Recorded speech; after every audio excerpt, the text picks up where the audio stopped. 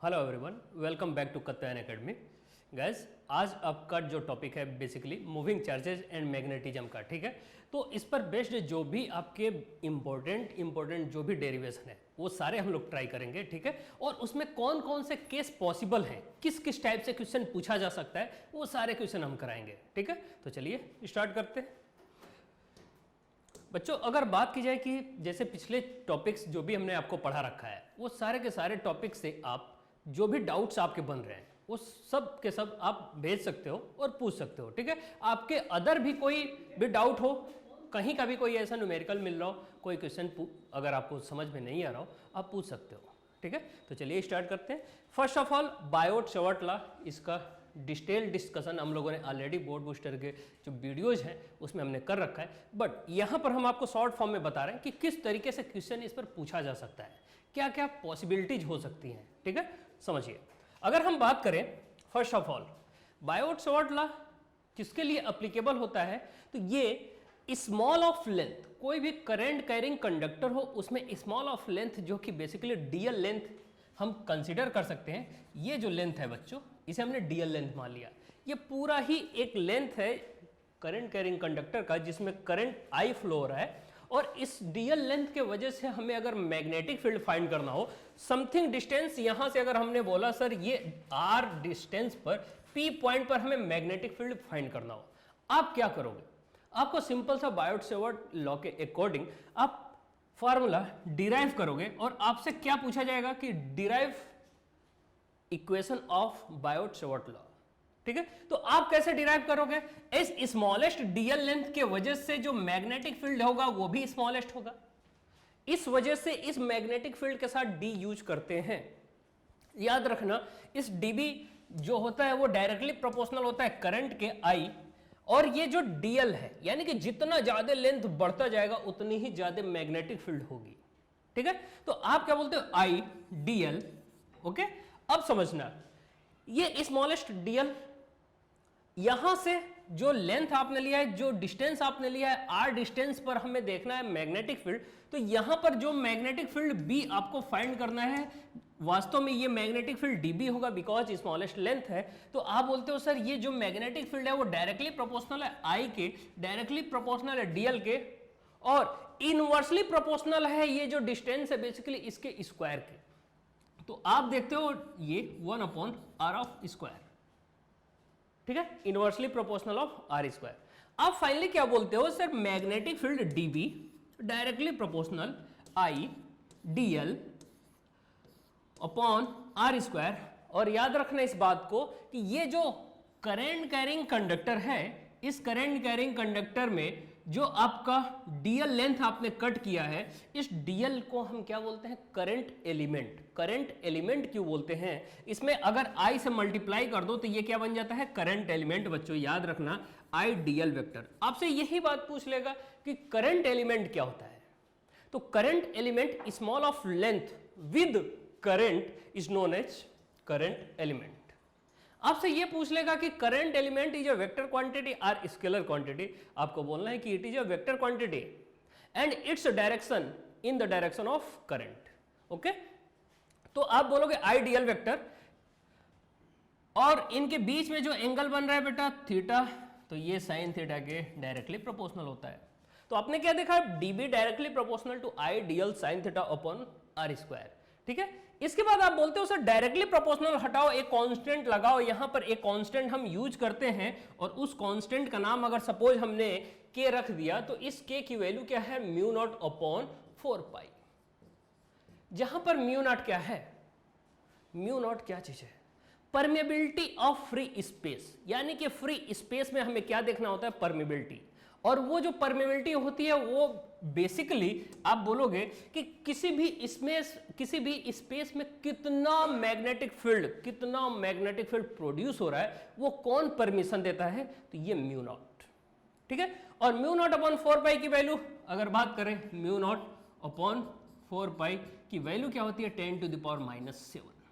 या फिर कहीं कहीं आपको लिखना ऐसा मिलेगा कि म्यू नॉट की वैल्यू 4 पाई क्रॉस मल्टीप्लाई होगा 4 pi into 10⁻⁷ tesla metre per ampere. इस तरीके से आपको मिलेगा value of mu naught 4 pi into 10 to the power minus 7।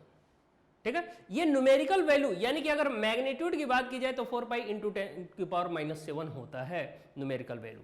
अब रही बात कि सर आपसे ये भी पूछ लेगा कि बायोट-सेवर्ट लॉ को आप वेक्टर फॉर्म में बताओ।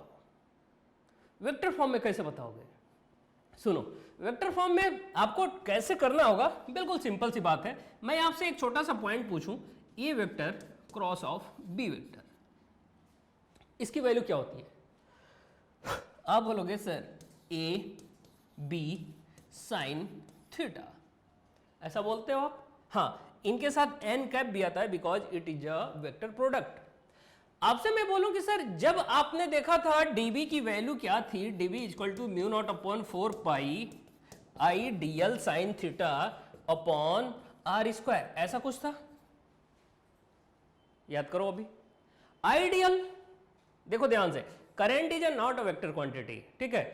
बेसिकली करंट को वेक्टर क्वांटिटी नहीं माना जाता है, न ही स्केलर, ये एक टेंसर क्वांटिटी होता है। बट यहां पर आइडियल को आप क्या मान लेते हो? Vector quantity. डीएल को आप वेक्टर क्वांटिटी के टर्म में ही आप लेते हो। अब साइन थीटा की बात की जाए तो साइन थीटा किसके किसके बीच का एंगल होगा? तो आपने देखा था कि जो करंट एलिमेंट था, यानी कि करंट कैरिंग कंडक्टर था, इस करंट कैरिंग कंडक्टर से और ये डिस्टेंस जो आर आपने चूज किया था, इनके बीच का एंगल था सर। तो ये जो आर वेक्टर है ना, R that is distance from current carrying conductor to the point P. Okay, so आपको देखने को मिलेगा कि सर इस dB को हम कैसे लिखेंगे? तो इसको लिखने का तरीका म्यू नॉट अपॉन 4 पाई को एज इट इज रखो, I को एज इट इज रखो, dl वेक्टर के साथ cross of r cap. R cap का मैग्नीट्यूड कितना होगा? 1। मैग्नीट्यूड कितना होगा? 1। बट इस बात को याद रखना, आर कैप को मल्टीप्लाई करो, डिवाइड करो, कोई इफेक्ट नहीं पड़ने वाला है, ठीक है। तो आपने देखा कि सर dl वेक्टर और आर कैप वेक्टर दोनों का क्रॉस कर दिया आपने, साइन थीटा को इन कर दिया, यानी कि आप देखो आई डीएल, यानी कि यहां से एक को डीएल मान लिया आपने, दूसरे को क्या मान लिया? R cap. दूसरे को क्या मान लिया? R cap. साइन थीटा पहले से प्रेजेंट था, आपने क्या लिखा? A vector cross of B vector. इस तरीके से आपने लिखा और फाइनली देखा mu naught upon 4 pi I DL vector cross of r cap upon r square, ठीक है। कोई चेंजेस नहीं है। अभी आप इनको ओपन जब करोगे तो ओपन करोगे तो क्या आएगा? Mu naught upon 4 pi as it is, I as it is, dl dl dl dl भी एज इट इज रहेगा, आर कैप। तो इसको आप ओपन करोगे तो क्या लिखोगे? इसको ओपन आप करोगे तो लिखना होगा आपको, देखिएगा, डीएल आर कैप की मैग्नीट्यूड कितना होता है? 1। तो ये तो वैल्यू 1 हो जाएगी ना, ध्यान से सुनो, आई डीएल और इसके बाद आएगा साइन थीटा।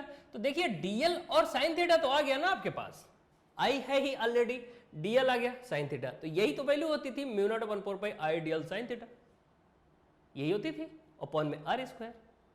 अब रही बात कि सर इस आर कैप को आर के फॉर्म में रखो, यानी कि वेक्टर के फॉर्म में रखो, तो आपको पता है ऑलरेडी कि sir r cap must be equal to r vector upon mod of r, ठीक है। तो आपने क्या किया कि इस आर कैप के जगह पर r vector upon mod of r, यहां पर रखा आपने आर कैप के जगह आर वेक्टर, देखिएगा ध्यान से, r vector upon mod of r, जो कि आर से मल्टीप्लाई होने के बाद क्या बन गया? आर से मल्टीप्लाई, यानी कि ये आर स्क्वायर था, यहां पर आर क्यूब हो गया, बिकॉज ऊपर एक नीचे की तरफ बॉटम में क्या आ गया था? यहां आर, ठीक है। कोई डाउट नहीं होना चाहिए, बिल्कुल बेसिक सी बात है। अब अगर हम बात करें, direction of dB vector is same as that of the direction of DL vector cross of R vector. बिल्कुल सही बात है। अगर मैं आपसे बोलूं कि A vector cross of B vector की डायरेक्शन किधर की तरफ होती है, तो आप बोलते हो सर इनकी डायरेक्शन एन कैप की तरफ होती है बेसिकली, यानी कि अगर इसको हम एक जनरल सा नाम सी वेक्टर दे दें तो आप बोलोगे A vector cross of B vector की डायरेक्शन सी वेक्टर की डायरेक्शन में होती है, ठीक है। चलिए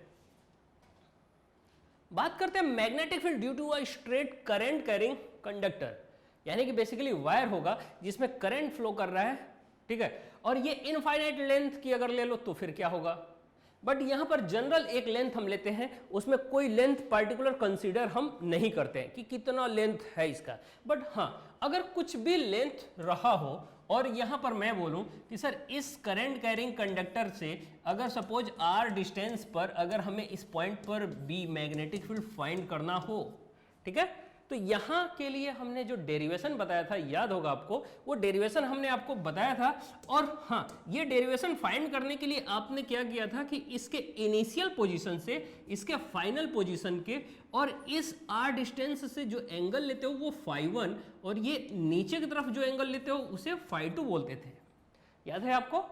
ये जो φ1 है ये φ2 है, यहां पर आपको देखना होगा ये एंटी क्लॉकवाइज है, सॉरी ये क्लॉकवाइज है, ये एंटी क्लॉकवाइज है, बट दोनों में ही डायरेक्शन आप देख रहे हो, एक में अपोजिट दूसरे के है, बट यहां पर दोनों का साइन पॉजिटिव रखते हैं बिकॉज डेरिवेशन में आपने ऑलरेडी पॉजिटिव रख रखा है, यानी कि साइन को ले रखा है।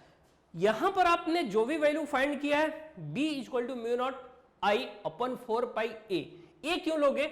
अगर ये डिस्टेंस हम यहां से यहां की बात करें, r की जगह अगर हम a बोल दें, नो प्रॉब्लम।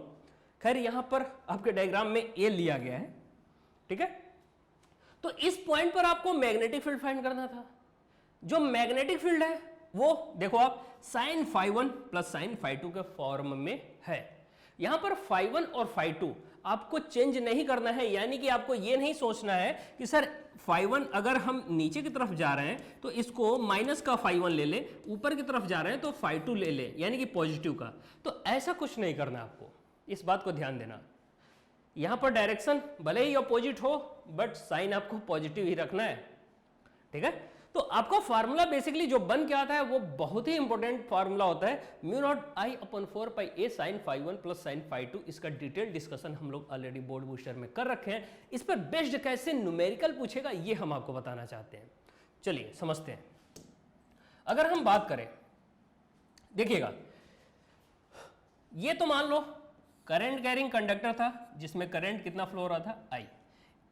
इस करंट कैरिंग कंडक्टर से r डिस्टेंस या फिर a डिस्टेंस पर हमें इस पॉइंट पर मैग्नेटिक फील्ड फाइंड करना था। इस मैग्नेटिक फील्ड को फाइंड करने के लिए डायरेक्शन अगर फाइंड करना होता है आपको, आप सिंपल सा क्या करते हो, right hand thumb rule use करते हो। हाँ, थंब की डायरेक्शन करंट की डायरेक्शन में होता है और ये जो 4 फिंगर्स होती है उसको जैसे आपने कर्ल किया, ये पॉम क्या शो करता है, डायरेक्शन ऑफ मैग्नेटिक फील्ड। देखो करंट कैरिंग कंडक्टर, इसमें करंट आई ऊपर की तरफ और हमने जैसे ही ये टर्न किया यानी कि 4 फिंगर्स ऐसे रोटेट किया तो ये डायरेक्शन यहाँ पर मैग्नेटिक फील्ड की जो आ रही है वो कैसी बन रही है, क्रॉस, अंदर की तरफ, ठीक है। हाँ, मैग्नेटिक फील्ड कभी भी क्लोज लूप फॉर्म करता है, इलेक्ट्रिक फील्ड क्लोज लूप नहीं फॉर्म करता है। तो मैग्नेटिक फील्ड यहाँ पर आपको देखने को मिल रहा है कि अंदर की तरफ जा रही है, ठीक है।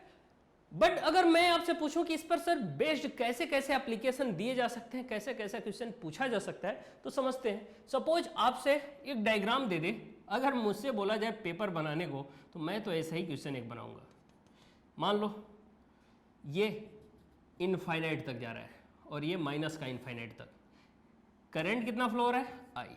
इससे आपको मैग्नेटिक फील्ड फाइंड करना है, ठीक है, r डिस्टेंस पर मैग्नेटिक फील्ड B की वैल्यू बताओ, क्वेश्चन मार्क।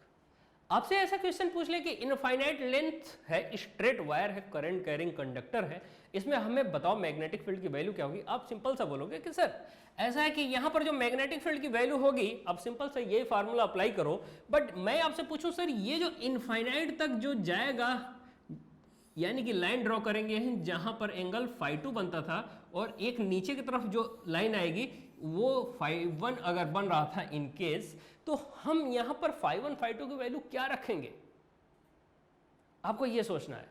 अब देखिए ध्यान से, इस लाइन से आप एंगल ले रहे हो ना, अब जैसे ही ऊपर की तरफ जा रहे हो, जैसे ही ऊपर की तरफ देख रहे हो आप, यानी कि ये करंट कैरिंग कंडक्टर बिल्कुल इनफाइनाइट तक है और अगर इनफाइनाइट तक है तो ये आपको अपना हैंड बिल्कुल टॉप तक लेकर के जाना होगा ऐसे, क्योंकि ये इनफाइनाइट तक जा रहा है। और जैसे ही इनफाइनाइट तक ऐसे करोगे आप, ये एंगल तुरंत क्या फॉर्म होगा, 90 डिग्री। क्या बनेगा, 90 डिग्री। ये 90 डिग्री बनेगा फिर, ठीक है, ये 90 डिग्री बनेगा। मैं आपसे पूछूं कि सर अगर नीचे की तरफ आप देखो तो ये बिल्कुल ऐसे जाएगा ना, तो यहां पर क्या होगा, यहां पर भी 90 डिग्री बनेगा। 90 डिग्री ऊपर भी बना, 90 डिग्री नीचे भी बना। आपसे पूछा जाए कि सर टोटल यानी कि φ1 और φ2 की जगह पर क्या वैल्यू रखें, आप बोलोगे सर sin 90 प्लस sin 90, यानी कि sin 90 की वैल्यू 1, sin 90 की वैल्यू 1 और sin φ1 प्लस sin φ2 यानी कि 1 प्लस 1 टोटल हुआ 2। आप बोलोगे सर b की वैल्यू फाइनली आ जाएगी mu naught upon 4 pi I by, अगर डिस्टेंस r माना है तो आपने r लिखो और यहां पर आपको 2 लिखना पड़ेगा। 2 क्यों लिखा आपने? आप बोलोगे सर 2 इसलिए आया sin φ1 प्लस sin φ2, 2 से 4 को कैंसिल आउट करो, यहां पर क्या आ जाएगा 2 mu naught upon 2 pi I by r, that is magnetic field due to infinitely length of current carrying conductor but length is in straight, यानी कि वायर बेसिकली कैसा होगा, स्ट्रेट होगा। ठीक है, स्ट्रेट की बात कर रहे हैं हम लोग। और देखिए इस पर बेस्ड और भी क्वेश्चन पूछे जा सकते हैं। देखिएगा, मान लो ये करंट कैरिंग कंडक्टर है, नीचे की तरफ इनफाइनाइट है, ऊपर की तरफ बस यहीं तक है, और आपसे पूछ ले ये डिस्टेंस समथिंग r डिस्टेंस पर मैग्नेटिक फील्ड B की वैल्यू पूछ ले आपसे पूछे सर यहां पर करंट I फ्लो हो रहा था, r डिस्टेंस पर हमें मैग्नेटिक फील्ड की वैल्यू बताओ। आप बोलोगे सर ऐसा है कि इस मैग्नेटिक फील्ड में अगर हम देखें यहां पर φ2 है ना, तो ऊपर की तरफ φ2 जो था वो φ2 तो सर 0 हो गया ना। अब वो φ2 0, यानी कि यहां से ऊपर हम जा रहे हैं क्या? नहीं, तो सर φ2 की वैल्यू क्या हो गई? φ2 की वैल्यू क्या हो गई? 0। आप बोलोगे सर φ2 की वैल्यू क्या है यहाँ पर? 0। बट अगर नीचे की तरफ देखा जाए तो नीचे की तरफ आपको इनफाइनाइट आना पड़ा, और अगर हम बात करें φ1 की तो यहाँ पर π/2 यानी कि 90 डिग्री आपको रखना पड़ेगा। और अगर 90 डिग्री आप रख रहे हो तो आप बोलोगे सर इस फार्मूले में φ1 की वैल्यू sin 90 और φ2 की वैल्यू 0 रखना पड़ेगा, तो sin 0 इसकी वैल्यू तो 0 हो जाएगा और sin 90 इसकी वैल्यू 1 हो जाएगा। फाइनल वैल्यू आपकी क्या आ जाएगी? b equal to mu naught upon 4 pi I by a. Are you getting? ये वैल्यू आएगी आपकी, ये वैल्यू आएगी mu naught upon 4 pi I by a, because आप बोलोगे सर वन साइड कहाँ गया? इनफाइनाइट, और दूसरे साइड पर क्या है? लेंथ 0 है, तो आपका एंगल भी क्या हो जाएगा? 0। ओके, अब अगर हम बात करें एक और टाइप का न्यूमेरिकल बनाया जा सकता है। आपसे पूछ ले कि यहां पर एक रेक्टेंगल दिया है, ठीक है, आपसे क्वेश्चन बिल्कुल ऐसे ही ड्रॉ करेगा ये, और एक क्वेश्चन आपसे फॉर्म करेगा और पूछेगा कि सर यहां पर करंट सपोज I फ्लो कर रहा है, इधर भी I फ्लो कर रहा है, यहां भी I फ्लो कर रहा है, और इस पूरे ही करंट कैरिंग कंडक्टर में कितना फ्लो हो रहा है? I। इनका लेंथ अगर सपोज आपको दे दिया L है, ठीक है, देखिएगा स्क्वायर है ये, बेसिकली लेंथ कितना है? L। अगर ये लेंथ L है और आपसे पूछ ले कि सर इनके सेंटर पर हमें मैग्नेटिक फील्ड की वैल्यू बताओ, क्या पूछ लिया आपसे? मैग्नेटिक फील्ड की वैल्यू। आप क्या बोलोगे? सर इनका तो तरीका सिंपल सा था कि स्ट्रेट करंट कैरिंग कंडक्टर होना चाहिए, इंड पर हमें एंगल देखना होगा, तो इंड पर क्यों नहीं हम एंगल देख लेते हैं? चलिए देखते हैं। मैं पूछूं अगर आपसे कि ध्यान से देखिएगा, ये डिस्टेंस कितना होगा? आप बोलोगे सर L/2। देखिएगा ये डिस्टेंस L/2, ठीक है, L/2, ये डिस्टेंस, ये भी L/2। Are you getting? ये भी L/2 हुआ, ये भी L/2 हुआ। मैं पूछूं ये एंगल कितना होगा? आप बोलोगे सर tan थीटा लगाओ ना, tan फाई लगा लो, tan φ1 equal to L/2 upon L/2, यानी कि वैल्यू 1 आया। आप बोलोगे φ1 की वैल्यू 45 डिग्री होगा। कितना होगा? 45 डिग्री। अगर 45 डिग्री यहां पर आया तो यहां पर कितना आएगा? यहां पर भी 45 आएगा।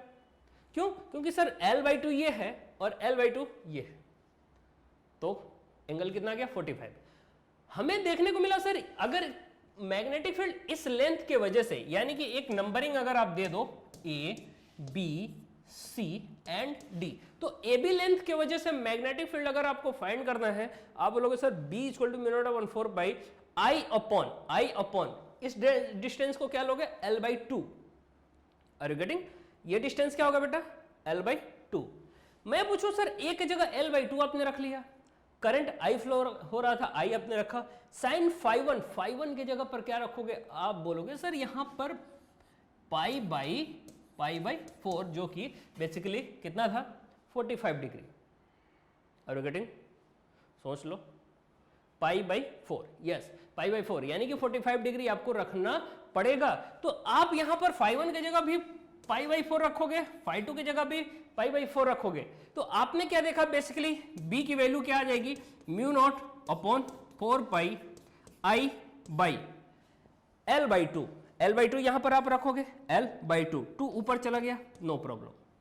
sin φ1 sin 45 plus sine of 45, यानी कि 2 टाइम्स ऑफ sin 45, sin 45 की वैल्यू 1/√2, देखिए 2 टाइम्स ऑफ 1/√2, तो ये √2 से ये √2 बन गया।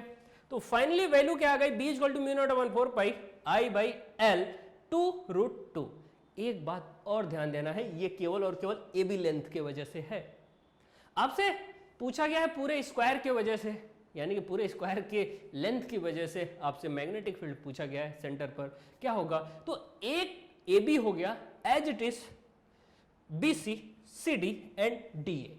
तो आप क्या करिए, सेम वैल्यू में 4 से मल्टीप्लाई कर दो, सिंपल सी बात है, मल्टीप्लाई आपने किया, आपका आंसर आ जाएगा। तो इस तरीके से क्वेश्चन फॉर्म किए जा सकते हैं, बहुत सारे क्वेश्चन बनाए जा सकते हैं, ठीक है, बहुत सारे क्वेश्चन बनाए जा सकते हैं आपसे, आपको वहां पर सॉल्व करना है।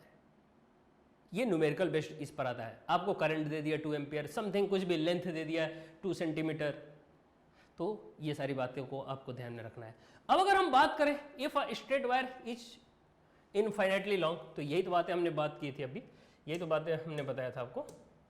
अब अगर बात कर रहे थे जो कि करंट कैरिंग कंडक्टर था, ये इनफाइनाइट लेंथ का था, इनफाइनाइट लेंथ का या करंट फ्लो हो रहा था, तो यहां से अगर आप r डिस्टेंस पर देख रहे थे तो आपका जो मैग्नेटिक फील्ड बन रहा था वो इनवर्सली प्रोपोर्शनल टू a था, तो आप यहां से b इनवर्सली प्रोपोर्शनल 1/a, और अगर आप ग्राफ ड्रा करो तो b वर्सेस a, यानी कि इस करंट कैरिंग कंडक्टर के लेफ्ट साइड भी इनवर्सली प्रोपोर्शनल होगा और राइट साइड, यानी कि सपोज इधर लेफ्ट मानते हो तो इधर भी इनवर्सली प्रोपोर्शनल, बिकॉज जैसे जैसे लेंथ बढ़ रहा है वैसे वैसे मैग्नेटिक फील्ड डिक्रीज हो रही है, तो लेफ्ट साइड में भी और राइट साइड में भी दोनों ही तरफ मैग्नेटिक फील्ड डिक्रीज होगी आफ्टर इंक्रीजिंग लेंथ, यानी कि ये जो डिस्टेंस है बेसिकली उसे आप इंक्रीज करोगे तो मैग्नेटिक फील्ड क्या होगा, डिक्रीज होगा, ठीक है।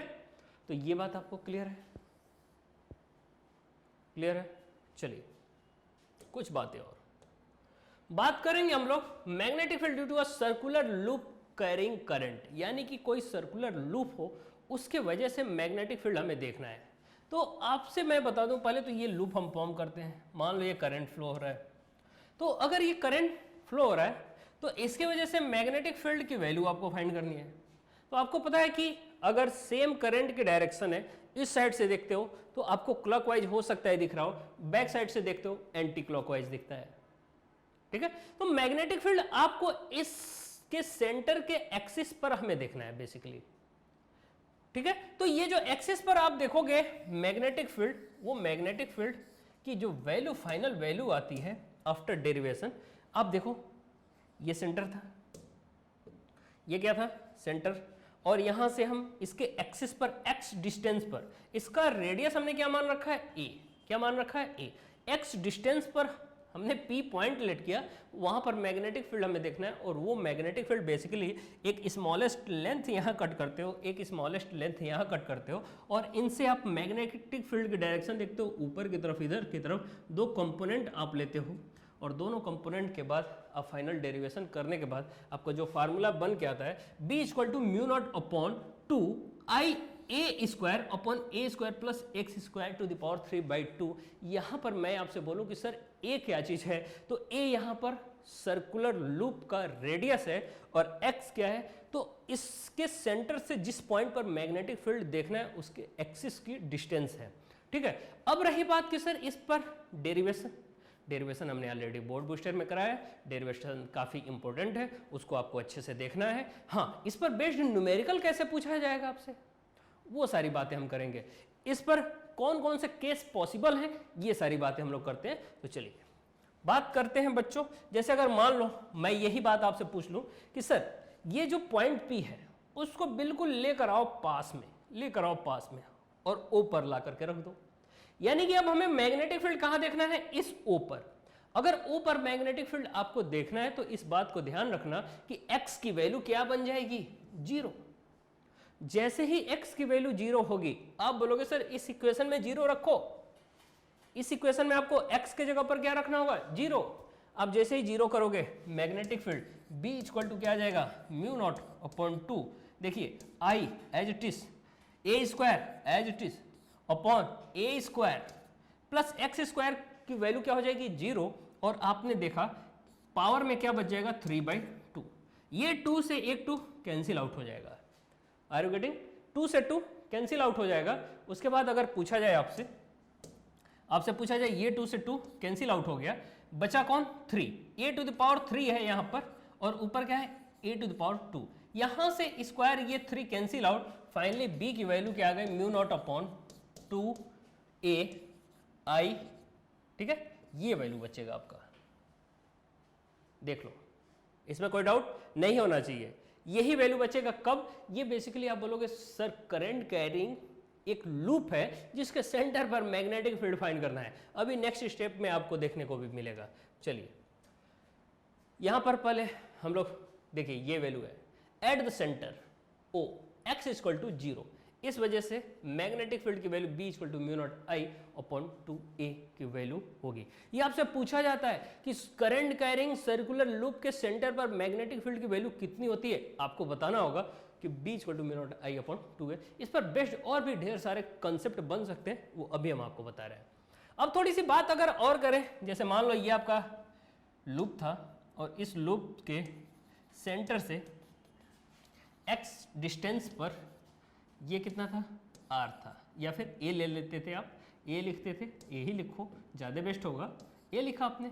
x डिस्टेंस पर आपको मैग्नेटिक फील्ड फाइंड करना था और इस मैग्नेटिक फील्ड की जो वैल्यू आती थी, अगर हम आपसे बोलें कि सपोज ये जो डिस्टेंस मैग्नेटिक फील्ड की है, जहां पर आपको मैग्नेटिक फील्ड फाइंड करना है, ये काफ़ी दूरी से अगर हम चेक करें, काफ़ी डिस्टेंस से अगर हमें फाइंड करना हो, ठीक है, तो आप काफ़ी डिस्टेंस लोगे तो x की वैल्यू काफ़ी ज़्यादा हो जाएगा। और वहां से अगर आप देखना स्टार्ट करोगे तो ये रेडियस इसका काफ़ी स्मॉलेस्ट दिखाई देगा। और अगर स्मॉलेस्ट दिखाई दिया तो आपको बोलना पड़ेगा सर कि a is less than x। आपको क्या लेना होगा, a is very less than x। और जैसे ही x बहुत ही कम होगा, आपको इक्वेशन में क्या रखना होगा, a को 0 करना होगा। a को जैसे ही 0 करोगे, आपकी वैल्यू क्या थी, mu naught upon 2 I upon a square plus x square to the power 3/2, ऊपर था a स्क्वायर। तो वहां से आपने क्या कर दिया, a को नेग्लेक्ट कर दिया और फाइनली यहां पर क्या आ गया, mu naught upon 2 I a square upon x square. ठीक है, a को नेग्लेक्ट करने के बाद ये फार्मूला आपका डिराइव हुआ।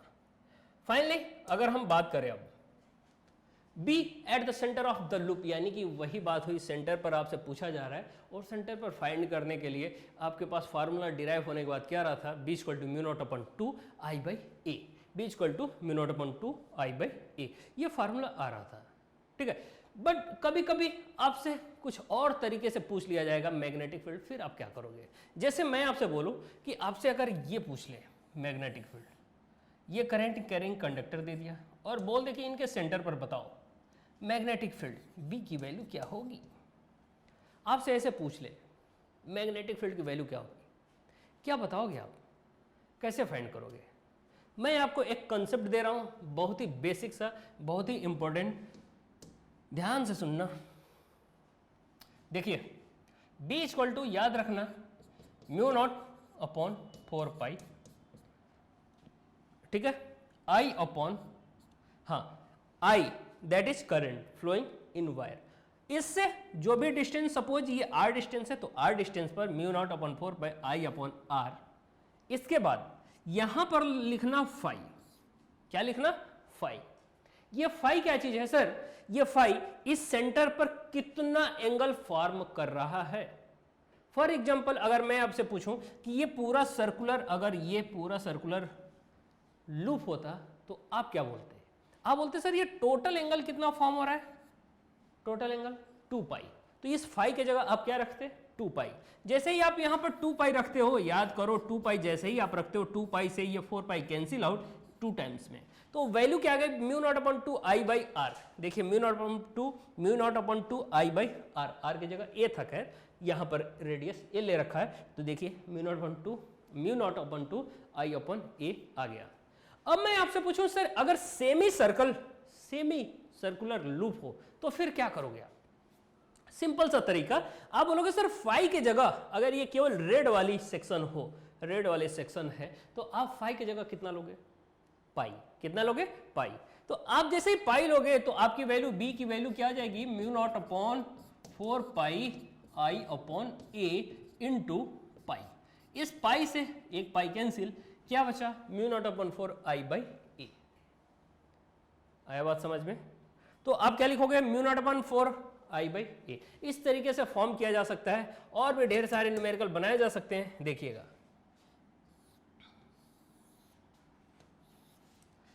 ऐसा क्वेश्चन आपसे पूछ ले, ऐसा, यानी कि यहां पर क्या है? करंट कैरिंग कंडक्टर है और इस पॉइंट सेंटर पर मैग्नेटिक फील्ड की वैल्यू पूछ ली जाए, आप क्या करोगे? सिंपल सा तरीका सर, ये जो वायर है इसके सेम एक्सिस पर अगर कोई भी पॉइंट है तो इस वायर, स्ट्रेट वायर की वजह से मैग्नेटिक फील्ड की वैल्यू 0 होती है, याद रखना इस बात को। बट सर्कुलर लूप के वजह से अगर मैग्नेटिक फील्ड देखोगे तो आपको सेम फार्मूला अप्लाई करना होगा, और यहां पर याद करो फाई की जगह पर हम क्या लेंगे? पाई। याद आया? क्या लोगे आप? इस सेक्शन की वजह से, इस सेक्शन की वजह से क्या लोगे? इस सेक्शन की वजह से b equal to mu naught upon 4 pi I upon r into pi, ये वैल्यू लोगे आप। मैं पूछूं इस सेक्शन की वजह से क्या होगा सर? मैग्नेटिक फील्ड इस पॉइंट पर, तो सर ये सेम एक्सिस पर है। किस पर? सेम एक्सिस पर। मैग्नेटिक फील्ड की वैल्यू 0। ठीक है। अब मैं पूछूं कि सर ये जो करंट कैरिंग कंडक्टर है ये, इसके वजह से इस सेंटर पर मैग्नेटिक फील्ड की वैल्यू 0, बिकॉज देखिएगा, मैं आपसे पूछूं ये करंट कैरिंग कंडक्टर था, ठीक है, आपसे बायोट शॉर्ट लाया तो यही बोलता था b equal to mu naught upon 4 pi I dl sine theta upon r square. Sine theta याद करो, साइन थीटा ये समथिंग डिस्टेंस r पर मैग्नेटिक फील्ड पूछ रहा था b, यहां पर एंगल बन रहा था थीटा। मैं पूछूं कि सर ये पॉइंट को उठाओ और लाकर सेम एक्सिस पर रख दो, सेम एक्सिस पर रख दो। जैसे ही आपने सेम एक्सिस पर रखा एंगल क्या हो जाएगा? 0, और जैसे ही एंगल हो जाएगा 0, साइन 0 की वैल्यू 0, यानी कि मैग्नेटिक फील्ड की वैल्यू क्या हो जाएगी? फाइनली 0। Are you getting? तो इस बात को ध्यान देना है कि सेम एक्सिस पर मैग्नेटिक फील्ड की वैल्यू 0 होती है। ठीक है। अब अगर हम बात करें, देखिएगा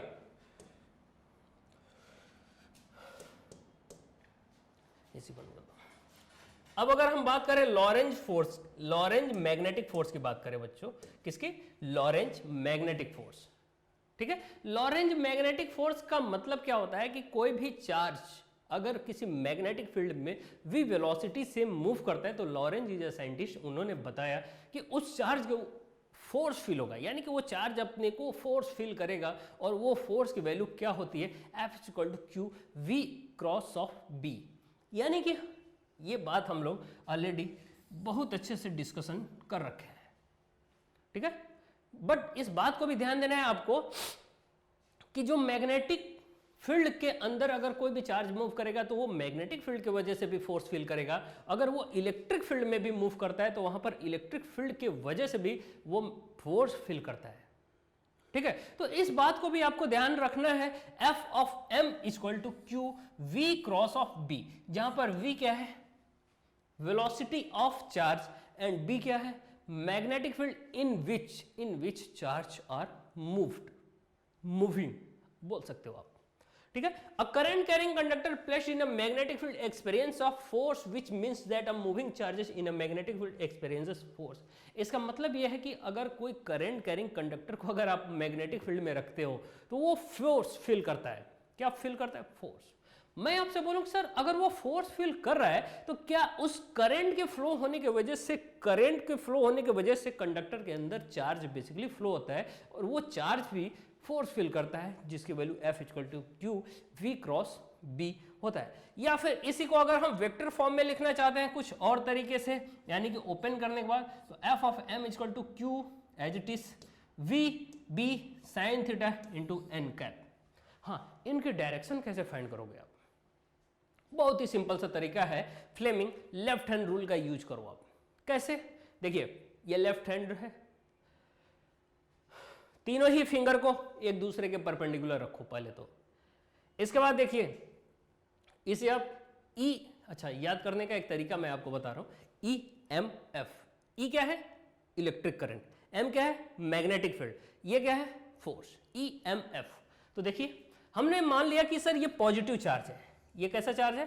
पॉजिटिव। तो सर पॉजिटिव चार्ज की डायरेक्शन में करंट फ्लो होता है फर्स्ट ऑफ ऑल। अगर हम बात करें सर इस करंट की डायरेक्शन इधर है, तो सर वेलोसिटी भी पॉजिटिव चार्ज का इधर ही होगा। चलिए Fleming left hand rule use करते हैं। मैग्नेटिक फील्ड की डायरेक्शन इधर है, मैं बोलूं सर ये आपके तरफ, देखिए करंट आपके तरफ, मैग्नेटिक फील्ड इधर की तरफ, ठीक है। तो फिर फोर्स किधर आएगा? फोर्स ऊपर की तरफ, फोर्स ऊपर की तरफ लग रहा है, ये देखिए फोर्स ऊपर की तरफ। तो आपको बस इसी तरीके से समझना है कि ये जो भी चार्ज मूव करते हैं इनके ऊपर एक फोर्स अप्लाई होता है, और वो फोर्स बेसिकली इन दोनों ही मैग्नेटिक फील्ड और जो वेलोसिटी वेक्टर है इनके परपेंडिकुलर होता है। एक्चुअल में आपने क्रॉस प्रोडक्ट तो पढ़ ही रखा होगा, A cross B equal to, अगर A vector cross of B vector equal to C vector, तो वो जो सी वेक्टर होता है वो सी वेक्टर इस ए वेक्टर और बी वेक्टर के प्लेन के परपेंडिकुलर होता है। वैसे ही यहाँ पर आपको देखने को मिल रहा है कि सर ये प्लेन बनेगा और इस प्लेन के ये परपेंडिकुलर होगा, ठीक है। चलिए थोड़ी सी बात करते हैं हम लोग, बात करेंगे यहाँ पर फ्लेमिंग लेफ्ट हैंड रूल की। ये ऑलरेडी हमने अभी आपको बताया, फोर्स थंब को और ये फिंगर्स, यानी कि यहाँ वाली ये मिड वाली फिंगर होती है, ये आपके सामने वाली फिंगर्स है, इसमें आप मैग्नेटिक फील्ड देखोगे, यहाँ इलेक्ट्रिक करंट होगा, यानी कि EMF यूज करो, EMF। Okay, remember that french EMF represent electric current, magnetic field and force in anticlockwise direction of the fingers to the left. Okay, so let's hear. अब अगर हम बात करें बच्चों, force on a moving charge in a uniform electric and magnetic field which are known as basically Lorentz force, और आपसे ये definition में पूछ लिया जाता है कि लॉरेंज फोर्स की वैल्यू कितनी होती है। लॉरेंज फोर्स बेटा, कभी भी कोई चार्ज अगर एक साथ मैग्नेटिक फील्ड और इलेक्ट्रिक फील्ड में मूव करता है तो वहां पर जो फोर्स फील होता है उस चार्ज को, उसे हम क्या बोलते हैं? Lorentz force. और याद होगा अगर आपको, in case of electric field, in case of electric field F in electric field क्या होता है? अगर चार्ज Q है, इलेक्ट्रिक फील्ड E है, तो F इक्वल टू QE बोलते हो। अगर F इन मैग्नेटिक फील्ड, आपने अभी अभी जस्ट पढ़ा Q V vector cross of B vector, याद है? अभी अभी जस्ट आपने पढ़ा। बट मैं आपसे बोलूं कि सर दोनों ही फील्ड एक साथ प्रेजेंट हो, फिर क्या करोगे आप? सिंपल सी बात है। हाँ, याद रखना, फोर्स और ये इलेक्ट्रिक फील्ड दोनों वेक्टर क्वांटिटी होते हैं, दोनों को एक साथ ले लो। F of Lorentz force that is F of E plus of F of क्या बोलोगे? B, F of B magnetic force. ये सेक्शन होगा आपका। मैं बोलूं सर लॉरेंज फोर्स की जो वैल्यू होगी वो F ऑफ E की वैल्यू जो है वो बेसिकली Q E वेक्टर होगा और plus of F of B यानी कि Q V vector cross of B vector. मैं आपसे पूछूं सर इस Q को कॉमन कर लो, आप कॉमन कर सकते हो। कॉमन करने के बाद क्या आ जाएगा? Q को कॉमन किया आपने, यहां पर E वेक्टर आया, E vector plus of V vector cross of B vector, ये सेक्शन। Are you getting? इसी को क्या बोलते हैं? Lorentz force. लॉरेंज फोर्स, अगर लॉरेंज मैग्नेटिक फोर्स की बात कर रहे हैं तो केवल इतनी ही सेक्शन आएगा। लॉरेंज इलेक्ट्रिक फोर्स इतनी बात आएगी। लॉरेंज फोर्स की बात आएगी, दोनों को एक साथ लेना होगा, ठीक है। चलिए थोड़ी सी बातें और। अब अगर हम बात करें, कोई करंट कैरिंग कंडक्टर है, उसके अंदर अगर कोई भी करंट फ्लो हो रहा है तो उस पर मैग्नेटिक फोर्स लगेगा और उस फोर्स की वैल्यू क्या होगी ये समझते हैं। तो देखिए जनरल से अगर हम बात करें बहुत ही आसान तरीका होगा समझने का। मैं बोलूं कि ये मैग्नेटिक फील्ड है, आर यू गेटिंग? ये क्या है? Magnetic field. अगर इस मैग्नेटिक फील्ड में कोई लेंथ एल लेंथ की एक वायर हमने रखा है, जिसकी लेंथ कितनी है बच्चों? एल। मैं बोलूं सर इसका क्रॉस सेक्शन एरिया ए है, कोई प्रॉब्लम नहीं है, आर यू गेटिंग? हम बोले सर ये बताओ कि इस करंट कैरिंग कंडक्टर के अंदर जिसमें करंट फ्लो हो रहा है और उस करंट की डायरेक्शन सपोज इधर की तरफ है आई, मैं पूछूं कि सर ये बताओ कि इस कंडक्टर के अंदर नंबर ऑफ इलेक्ट्रॉन्स कितने हैं, तो आप बोलोगे कि अगर हम बोले कि n is number of charge per unit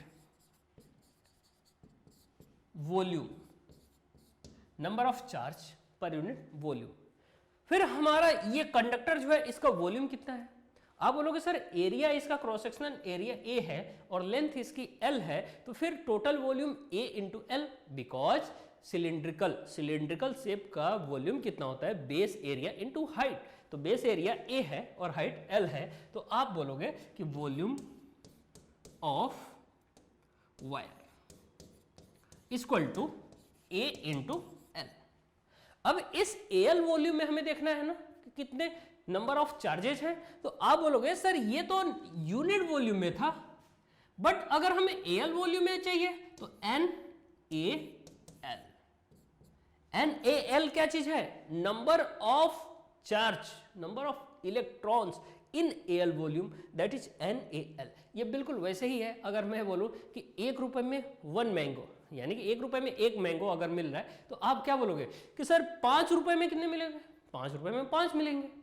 तो यहां पर n क्या है? नंबर ऑफ चार्ज या फिर इलेक्ट्रॉन्स इन यूनिट वॉल्यूम, और यहां पर क्या है कि वॉल्यूम टोटल एल था, तो एल वॉल्यूम में n इंटू एल हो जाएगा। टोटल अगर बात करें चार्ज की तो q इक्वल टू क्या रखोगे? n a l, और कौन है? इलेक्ट्रॉन, तो e रख दिया आपने, माइनस के साथ यूज कर लोगे आप, because electron is negatively charge. तो NaLe ये क्या है? आपका टोटल चार्ज। अब ध्यान दीजिएगा, अगर हम बात करें force on a charge in magnetic field, तो आप बोलते थे Q V vector cross of B vector, ये बोलते थे। Q की वैल्यू अभी भी हम लोगों ने फाइंड किया था NaL इंटू E, माइनस के साथ यूज करते थे आप। माइनस क्या शो करता है? That is electron, that is electron. और आपसे मैं पूछूं कि सर ये जो वेलोसिटी है, ये वेलोसिटी किसकी है? तो आप बोलोगे सर इलेक्ट्रॉन क्या हो रहा है? कंडक्टर के अंदर मूव कर रहे हैं, बेसिकली ड्रिफ्ट कर रहे हैं। तो उस ड्रिफ्ट वेलोसिटी को Vd से, पिछले ही लेक्चर में हमने आपको बताया था, पिछले क्लास में, याद है आपको? चलिए Vd क्रॉस ऑफ B, तो Vd क्या है? Drift velocity. मैं बोलूं कि सर इस Vd को बाहर की तरफ ले जाओ, ठीक है, और इस L को अंदर ले जाओ, because L is also a vector quantity. तो आप बोलोगे सर n माइनस आप रख सकते हो, हटा सकते हो, कोई प्रॉब्लम नहीं है। n a e Vd को बाहर ले गए और L को अंदर, cross of B। L is a vector quantity. आप बोलोगे sir n e a Vd, याद है आपको ये कौन सा क्वांटिटी होता है? इन करंट इलेक्ट्रिसिटी जब हम लोग पढ़ रहे थे तो वहां पर relation between drift velocity and electric current क्या होता था? याद करो, I equal to N E A V D, I equal to N E A V D, I L vector cross of B vector. तो ये बेसिकली बच्चों force हो गया, फोर्स का फॉर्मूला डिराइव हो गया, F equal to I L vector of into B vector. तो इसे अब आप ओपन अगर करो I L B sine theta, because L vector cross of B vector की value L B sine theta होगा। Are you getting? तो यहां पर भी अगर हम बात करें बच्चों फोर्स की डायरेक्शन की, तो Fleming left hand rule, Fleming left hand rule आप यूज करोगे। और उस फ्लेमिंग लेफ्ट हैंड रूल की अगर बात करें तो आप डायरेक्शन पता कर सकते हो। कैसे? देखिए ये लेफ्ट हैंड है आपका, ठीक है, इस लेफ्ट हैंड में क्या करोगे आप? मैग्नेटिक फील्ड, ये कौन है? इलेक्ट्रिक करंट, बाहर की तरफ मान लिया, मैग्नेटिक फील्ड इधर की तरफ, फोर्स ऊपर की तरफ। फोर्स कौन है? ये डायरेक्शन है। तो फोर्स आपने देखा कि सर ऊपर की तरफ जा रही है, ठीक है। मैग्नेटिक फील्ड इधर की तरफ, ये करंट की डायरेक्शन है, कोई डाउट नहीं है ना? चलो अब यहां पर हम लोग देखेंगे कि दो करंट कैरिंग कंडक्टर है और ये बेसिकली अगर पैरेलल है, ठीक है, और इनके ऊपर अगर हम बोले कि सर करंट फ्लो कर रहा है, यानी कि किसी में करंट I1 फ्लो कर रहा है, किसी में I2 फ्लो कर रहा है, बट हम लोग केस क्या लेंगे कि सर ये दोनों हो सकता है कि सेम डायरेक्शन में करंट फ्लो हो रहा है, हो सकता है कि अपोजिट डायरेक्शन में करंट फ्लो हो रहा है, तो आप क्या फाइंड नहीं कर सकते हो क्या इनके बीच में फोर्स ऑफ रिपल्सन लगेगा, अट्रैक्शन लगेगा? ये आपसे पूछ लेता है जनरली, ठीक है। इसका डेरिवेशन भी पूछा जा सकता है, बहुत ही इंपॉर्टेंट है। अब देखिएगा, अगर हम बात करें force between two parallel infinitely long current carrying conductor, यहां पर दो आपको करंट कैरिंग कंडक्टर दिख रहा है, PQ and RS, okay. PQ और RS दो करंट कैरिंग कंडक्टर दिख रहे हैं। इन दोनों करंट कैरिंग कंडक्टर के वजह से हम देखेंगे कि इनके बीच में फोर्स अट्रैक्शन का है, रिपल्सन का है। मैं आपसे बोलूं क्या इनके अगल बगल में कोई अलग से मैग्नेटिक फील्ड है क्या? नहीं, ऐसा कुछ भी नहीं है। बट क्या है, इनके बीच में हम देखेंगे सर पहले वाले वायर के वजह से करंट तो फ्लो कर रहा है, इसके वजह से दूसरे वाले की जगह पर मैग्नेटिक फील्ड, और दूसरे वाले करंट कैरिंग कंडक्टर की वजह से पहले वाले की जगह पर मैग्नेटिक फील्ड जो होगा, उसी के वजह से फोर्स का हम लोग एप्लीकेशन देखेंगे, यानी कि फोर्स कितना अप्लाई हो रहा है, फोर्स कितना फील कर रहा है कंडक्टर। समझते हैं, बहुत ही आसान। देखिएगा, मैं बोलूं ये करंट कैरिंग कंडक्टर है जिसमें करंट I1 फ्लो कर रहा है, ये करंट कैरिंग कंडक्टर जिसमें करंट I2 फ्लो कर रहा है, ठीक है। यहां पर आपको देखने को मिला, मैं पूछूं आपसे कि इस करंट कैरिंग कंडक्टर की वजह से यहां पर जो मैग्नेटिक फील्ड होगा उसे हम B1 बोलेंगे, बिकॉज इसमें करंट I1 है, और इसकी वजह से यहां पर आप क्या बोल दोगे? B2 बोल दोगे। मैग्नेटिक फील्ड की वजह से मैग्नेटिक फील्ड की वैल्यू B2 होगा, यहां पर क्या होगा? B1। क्यों? क्योंकि सर इस करंट कैरिंग कंडक्टर की वजह से यहां पर मैग्नेटिक फील्ड B1 और इस करंट कैरिंग कंडक्टर की वजह से यहां पर B2, ठीक है। मैं आपसे पूछूं कि सर ये बताओ इनके डायरेक्शन क्या होगी, तो आपने राइट हैंड थंब रूल तो बताया है ना हमने, तो राइट हैंड यूज किया आपने। इस करंट कैरिंग कंडक्टर के डायरेक्शन में थंब है और ये 4 फिंगर्स किधर बता रहा है? अंदर की तरफ।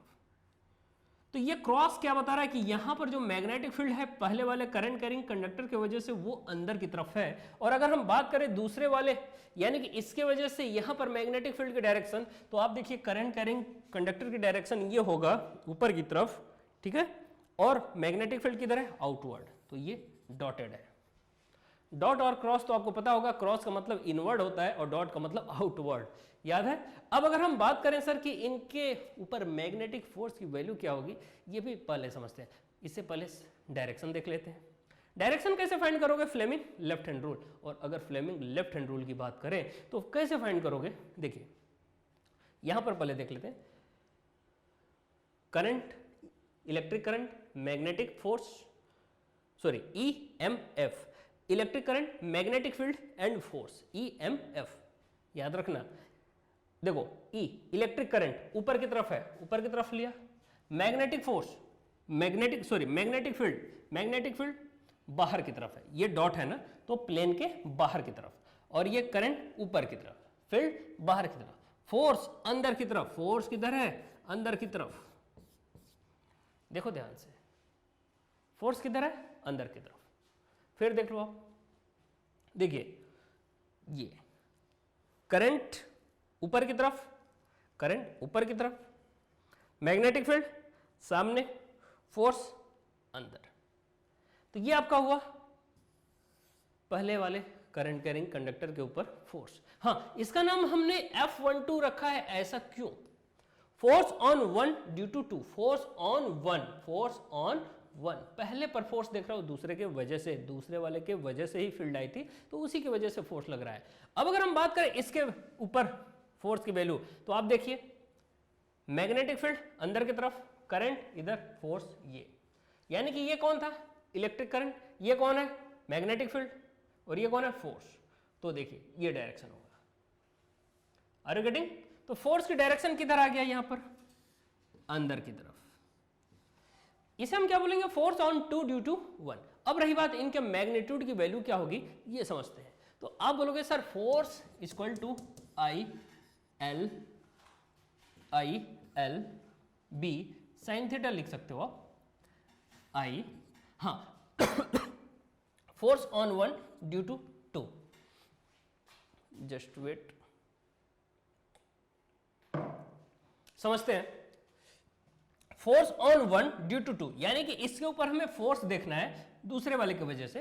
तो भाई जिसके ऊपर आप देखते हो फोर्स उसी का करंट होता है ना, तो करंट हमने I1 ले लिया, L हमने मान लिया L लेंथ पर हम देखना चाहते हैं, B, अब रही बात B, तो यहां पर B2 लोगे आप, क्या लोगे B2, क्योंकि B2 के वजह से ही मैग्नेटिक फील्ड यहां पर आ रहा है, यानी कि दूसरे वाले करंट कैरिंग कंडक्टर की वजह से यहां पर मैग्नेटिक फील्ड आ रहा है और इसकी वैल्यू B2 होगी। और मैं आपसे बोलूं I1 को I1 रखा, L को L रखा, B2 की जगह म्यू नॉट अपॉन, याद करो 4 पाई, देखिएगा डेरिवेशन आपको भूल गया होगा बट हमें याद है, mu naught upon 4 pi, I क्या लोगे 2, I2, क्योंकि सेकेंड वाले की वजह से I2 अपॉन, इनके बीच में डिस्टेंस अगर आपने R मान रखा है तो I2 अपॉन R, ध्यान से सुनिएगा, इनफाइनाइट लेंथ है तो साइन φ1 प्लस साइन φ2 आएगा कि नहीं आएगा, साइन φ1 प्लस साइन φ2 आएगा और वहां पर साइन φ1 प्लस φ2 की वैल्यू 2 हो जाएगी, क्यों, साइन 90 प्लस साइन 90, 2 से ये 2 एक कैंसिल आउट हो जाएगा, यानी कि यहाँ पर 2 बच जाएगा। आप बोलोगे कि सर क्या बचा, देखिए ध्यान से, म्यू नॉट अपॉन 2 पाई, I1 I2 L upon R, I1 I2 L upon R, देखिए ध्यान से यहां पर mu naught upon 2 pi R I1 I2 into L, तो ये आपका बेसिकली F12 की वैल्यू हो गई, बिल्कुल एज दिस, बिल्कुल सेम तरीका F21 की भी वैल्यू होगी, ठीक है। बट मैं आपसे बोलूं कि सर ये जो फोर्स आपने फाइंड किया है, ये जो फोर्स फाइंड किया है ये L लेंथ पर फाइंड किया है, अगर पर यूनिट L बोल दे, फोर्स पर यूनिट लेंथ, तो L को अब क्रॉस मल्टीप्लाई करोगे, force per unit length equal to mu naught upon 2 pi R I1 I2, ये L बॉटम में आ जाएगा फोर्स के, ठीक है। तो आपने क्या देखा, force upon length equal to mu naught I1 I2 upon 2 pi R। चलिए नेक्स्ट में अगर हम देखें, अगर यहां पर अपोजिट डायरेक्शन में करंट फ्लो हो रहा है, इस बात को ध्यान देना, एक में करंट ऊपर दूसरे में करंट नीचे, इस केस में इनमें रिपल्सन होगा, और रिपल्सन का केस कहां से आएगा ये बातें हम लोग ऑलरेडी समझ सकते हैं, खैर बोर्ड बूस्टर में हमने बता भी रखा है, डिटेल डिस्कशन कर रखा था। और यहां पर आपको देखने को मिलेगा, मान लो ये करंट कैरिंग कंडक्टर है RS, ये PQ है, यहां पर अगर मैं बोलूं कि सर इसमें करंट ऊपर की तरफ, इसमें करंट नीचे की तरफ फ्लो हो रहा है, क्या प्रॉब्लम है, फाइंड कर सकते हैं फोर्स। देखिए पहले तो इस पहले वाले कंडक्टर की वजह से यहां पर मैग्नेटिक फील्ड की बात करें तो देखिए हम right hand thumb rule use करते हैं, तो यहां पर क्या आ रहा है, मैग्नेटिक फील्ड की डायरेक्शन क्रॉस, और इसके वजह से यानी कि यहां पर डायरेक्शन नीचे है करंट का, यहां पर मैग्नेटिक फील्ड की बात करें तो यहां भी क्रॉस आ रहा है। अब रही बात कि फोर्स फाइंड करो, तो फोर्स फाइंड करने के लिए आप Fleming's left hand rule use करो। लेफ्ट हैंड रूल यूज कैसे करोगे बेटा, कैसे, आप देखिए करंट किधर है, ऊपर की तरफ, मैग्नेटिक फील्ड अंदर की तरफ, करंट ऊपर, मैग्नेटिक फील्ड अंदर, फोर्स इधर की तरफ, आप खुद यूज कर सकते हो। देखो करंट ऊपर, मैग्नेटिक फील्ड अंदर और फोर्स इस साइड, यहां पर देखना है तो यहां पर भी देख सकते हो, करंट नीचे, मैग्नेटिक फील्ड अंदर, तो फोर्स इस साइड। देखिए करंट नीचे है, ये देखो ध्यान से, करंट नीचे है, मैग्नेटिक फील्ड अंदर, फोर्स आउटवर्ड। तो ओवरऑल आपने देख लिया कि फोर्स की डायरेक्शन यानी कि दोनों ही एक दूसरे के अपोज में है। आपसे यही क्वेश्चन पूछ लेगा कि if two conductors are, if two parallel straight current carrying conductors are in opposite direction flowing current, then force will be attractive और रिपल्सिव। यानी कि अगर बोल दे कि क्वेश्चन में कि दो करंट कैरिंग कंडक्टर हैं और दोनों में ही करंट की डायरेक्शन एक दूसरे के अपोजिट है, तो फिर फोर्स की वैल्यू क्या होगी, क्या अट्रैक्ट करेंगे, रिपल करेंगे, आपको बोलना होगा सिंपल सर रिपल्सन होगा। और अगर रही बात डेरिवेशन की, इनकी मैग्नीट्यूड की, तो वो डेरिवेशन बिल्कुल सेम होगा जो डेरिवेशन अभी आपने फाइंड किया था, ठीक है। चलिए थोड़ी बातें और बात करते हैं बच्चों, डेफिनेशन ऑफ एम्पियर। ये बहुत ही इंपॉर्टेंट है, एक नंबर में क्वेश्चन आएगा ही आएगा, इसे नोट कर लेना, डबल स्टार बना लेना, ठीक है। ऐसे ही पीछे के कुछ डेरिवेशन थे, जैसे कि करंट कैरिंग स्ट्रेट वायर के थ्रू अगर आपको मैग्नेटिक फील्ड फाइंड करना था, उसका डेरिवेशन आप नोट कर लेना स्टार बना के। फिर याद रखना करंट कैरिंग सर्कुलर लूप था, उसके एक्सिस पर मैग्नेटिक फील्ड फाइंड करना था, उसे आप इंपॉर्टेंट के केस में लिख लेना स्टार बना करके, क्योंकि ये सारे डेरिवेशन ऐसे डेरिवेशन है जो आने की चांस 95% होती है। ठीक है, अब अगर हम बात करें डेफिनेशन ऑफ एम्पियर की, तो ये करंट कैरिंग कंडक्टर में ही अगर हम यानी कि दो करंट कैरिंग कंडक्टर में अगर हम करंट फ्लो कराते हैं तो उनके थ्रू ही जो हमारा डेफिनेशन आता है एम्पियर का वो निकल के आता है। कैसे समझते हैं, अगर हम बात करें यहां पर मान लो दो करंट कैरिंग कंडक्टर है, I1 एक में फ्लो हो रहा है, दूसरे में I2 मान लिया आपने। Force per unit length of the conductor etch, force per unit length की जो वैल्यू थी म्यू नॉट I1 I2 अपन 2 पाई R था। अगर मैं आपसे बोलूं कि सर यहां पर करंट की वैल्यू I1 I2 दोनों की वैल्यू 1 एम्पियर रख लो, और जो इनके बीच का डिस्टेंस है उसे 1 मीटर रखो, आप क्या रखो 1 मीटर, देन फोर्स की वैल्यू क्या आ जाएगी 2 इंटू 10 के पावर -7। ऐसा क्यों? क्योंकि सर देखिएगा F अपॉन L ये तो फोर्स पर यूनिट लेंथ है, mu naught upon 2 I1 I2 upon pi into R. तो देखो आप ध्यान से, force per unit length equal to mu naught upon 2 pi R I1 I2, ये था वैल्यू अभी आपने लिखा था। मैं आपसे बोलूं कि सर ये बताओ कि ये वैल्यू तो आपने 1 एम्पियर ले लिया, यानी कि I1 की वैल्यू 1 और I2 की वैल्यू 1 एम्पियर ले लिया, R की वैल्यू 1 मीटर ले लिया, म्यू नॉट अपन 2 पाई बचा। म्यू नॉट अपन 2 पाई की वैल्यू याद करो, म्यू नॉट की वैल्यू अपन 4 पाई की वैल्यू क्या होती थी 10 के पावर -7। मैं बोलूं सर यहां 4 को आप 2 इंटू 2 कर लो, 2 इंटू 2 कर सकते हैं, तो एक 2 को क्रॉस मल्टीप्लाई कर दो, तो 2 इंटू 10 के पावर -7 किसके वैल्यू म्यू नॉट अपन 2 पाई की। देखिए अगर इस 4 को आप क्या कर दो 2 into 2, mu naught upon 2 into 2 pi equal to 10 के पावर -7। तो ये 2 क्रॉस मल्टीप्लाई करोगे तो 2 इंटू 10 के पावर -7 वैल्यू आ जाएगी, जो कि फोर्स पर यूनिट लेंथ की यानी कि फोर्स की फाइनल वैल्यू जो आएगी वो 2 इंटू 10 के पावर -7 आएगा Newton per metre. Okay, but यहां पर बात करेंगे यानी कि डेफिनेशन कैसे फॉर्म करेंगे, तो ये समझते हैं 1 एम्पियर इज दैट करंट, सुनना ध्यान से, 1 एम्पियर यानी कि यही तो डेफिनेशन हमें फॉर्म करना है। 1 ampere is that current which if passed in each of two parallel conductors of infinite length and placed 1 meter apart in vacuum causes each conductor to experience a force of 2 into 10 के power -7 newton per metre of length of the conductor. यानी कि simple सी बात है कि अगर बोल रहा है कि दो करंट कैरिंग कंडक्टर है, अगर दोनों में ही हमने 1 एम्पियर का करंट फ्लो किया, ठीक है, और उनके बीच में अगर हमने डिस्टेंस क्या रखा 1 मीटर, तो इनके ऊपर जो फोर्स पर यूनिट लेंथ की जो वैल्यू होगी वो 2 इंटू 10 के पावर -7 न्यूटन पर मीटर होगा।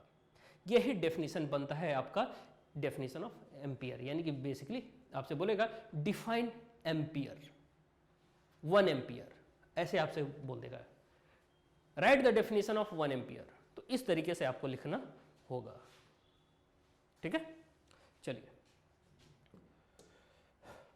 अब बात करते हैं बच्चों, थोड़ी सी इंपॉर्टेंट ही है, but conversion of galvanometer into ammeter and also in volt meter. अगर हम बात करें कि अमीटर में कन्वर्ट करने के लिए गैलोनोमीटर में, यही पूछ लेगा आपसे कि गैलोनोमीटर को अगर अमीटर में आपको कन्वर्ट करना है तो जो आपने शंट रेजिस्टेंस लगाया उसकी रेजिस्टेंस की वैल्यू क्या बिल्कुल हाई होनी चाहिए या बिल्कुल लो होनी चाहिए। याद रखना इस बात को, बोर्ड विस्टर में हमने काफी डिटेल में बताया, बट अभी जस्ट हम आपको बताना चाहता हूँ।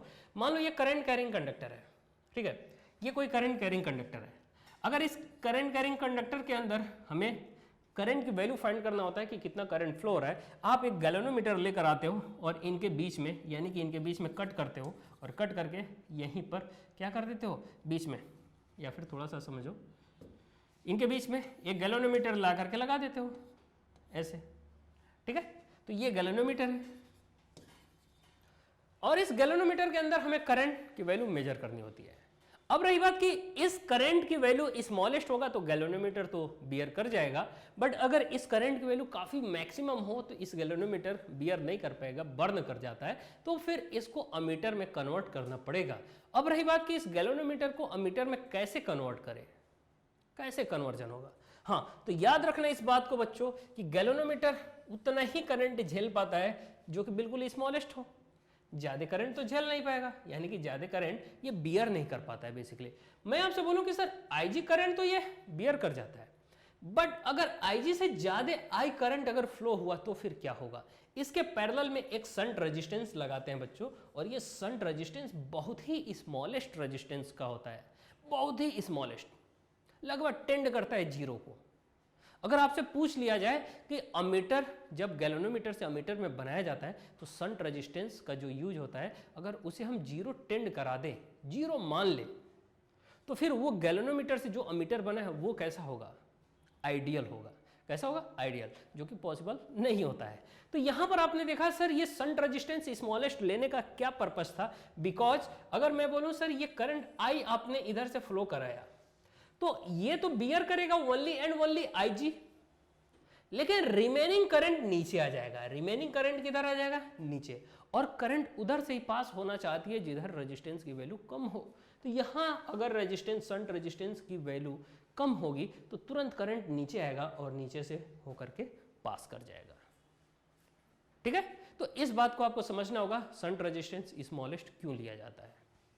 दूसरी बात, अगर मैं आपसे बोलूं कि सर इधर की तरफ जो करंट आ रहा है तो I माइनस ऑफ आई जी, तो I माइनस आई जी जो कि शंट रेजिस्टेंस की तरफ है।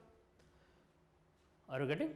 इसमें कोई डाउट नहीं होना चाहिए। अब अगर हम बात करें बेटा कि इनके बीच में पोटेंशियल, यानी कि इनका पोटेंशियल का डिफरेंस तो आपस में इक्वल होगा, तो पोटेंशियल का डिफरेंस अगर देखो तो नीचे की तरफ I माइनस आई जी है, यानी कि V equal to I into R, तो I minus I G into S equal to I G that is current into resistance in galvanometer. तो आपने देखा IG इंटू जी। अब रही बात कि सर शंट की वैल्यू क्या होगी, तो शंट की value S cross multiply IG into G upon I minus I G, ये वैल्यू आपने डायरेक्ट पुट किया।